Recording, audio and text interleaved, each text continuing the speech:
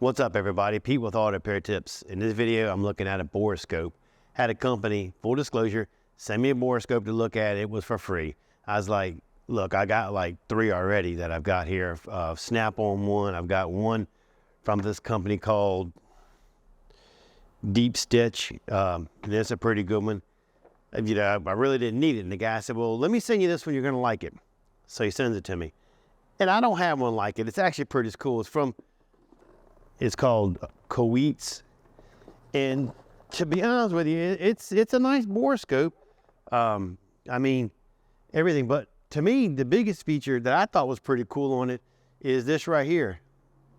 When I was sitting here doing this, I'm like, I kind of got in a trance. I was going back and forth. And I'm going, what the hell does this look like? What does it remind me of? And I don't know. Then I got to thinking even harder. I'm like, oh, dude, I could take this home and have some serious fun with this. Matter of fact, sometimes I find myself, don't even need to use it. I pull it out of the box just to do this. No, I'm just kidding. Maybe. I don't know if I'm kidding or not, actually. But anyway, that's beside the point. But it's a pretty cool design. I don't have one like this at all. And it's really actually a handy little borescope. I mean, it does almost a 90-degree backwards turn. I mean, that would be really good. Like say you have a valve that may be messed up, pull the spark plug out, stick this down the hole, completely turn it around. Because if you remember, most all the other ones, they don't have that. You got to put this and bend it in the right spot and hope you hook it around. But I can't wait to use it and to see how it works. But I'm going to do like I always do. I'm going to use it for a couple of weeks. Every time I go to a job, I'll pull it out, I'll yank the camera out, and we'll just take a look and see how it does. All right, so let's get into it. So we got a 1996 Dodge Ram 1500 series pickup. This guy had another shop put an engine in it. They did it 6 months ago. After they put the engine in, it sat at their shop for, I think he said 4 months. So they had it a total of 5 months. They could not get it running correctly. So we had it towed from there and brought here. We got it running. I just found a few things they did wrong when it came setting the timing and the ignition part. We got all that straight. The guy left, was happy as can be. He called me up about 30 days later, and he said he broke down the interstate while he was driving. So he had it towed in. Then I put a scanner on it and saw it had a crank sensor code. And immediately I thought to myself, okay, this thing is probably not installed correctly. So this would be a perfect job to show you how this borescope works. Let's check it out.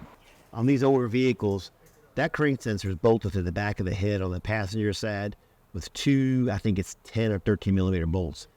And it goes through the transmission, and you can't see it. So I hooked up the borescope, got it kind of stuck in place where I wanted it, hit the power button, cut this thing on. Once it goes through its on procedure, as you can see, by looking at it, you can't see no crank sensor. That's where this wheel comes in handy. I don't have to go back there and take this cord and fish it back and forth and bend it manually. I just take this thing, pivot it like this, and there's your crank sensor right here. There's the first bolt. Also, you can look to see how it's seated right here. It is flush up against the top of the cylinder head. Sometimes I've seen it when people install these things, there's a gap there. They don't get them bolted down all the way, or it could be rust buildup or dirt, and this will be raised up too high, and that crank sensor will not read correctly. But you can look right there and see that it is bolted down like it should be. There's the other part right here. You can see it's flush, and I can also zoom in if I want. We'll go like this, zoom it in, pull it back. You can get a tighter view on it. And I can get right down on top of that. This is the first time I got to use that borescope, and I really like it. I like how they had pivots on it. It just makes it a lot easier when you're working on a car and you can't see what you're putting your hands on. I think it's a lot easier than a mirror. It really did a good job. It has plenty of features on it. I like the zoom feature, the way the head pivots. You do have a button on there that you can hit it and reverse it. If you're looking at it upside down, it puts it right side up so you can see it correctly. Overall, these people here, I think it's pronounced Kaiweets. They did a real good job on designing that. It's just an all-around good tool. There's nothing bad I can say about it. And I'm pretty hard on tools. I mean, if I'm going to tell you like it is, if I think it's a piece of crap, I'm definitely going to tell you. But so far, like I said, this thing is built well, it's designed well, and it's working good. I will put a link in the description below. So if you purchase one, a small portion does help this channel, and I appreciate that. That being said, this video is done. Thanks again for watching. Don't forget to like, subscribe, and leave a comment. Catch you later.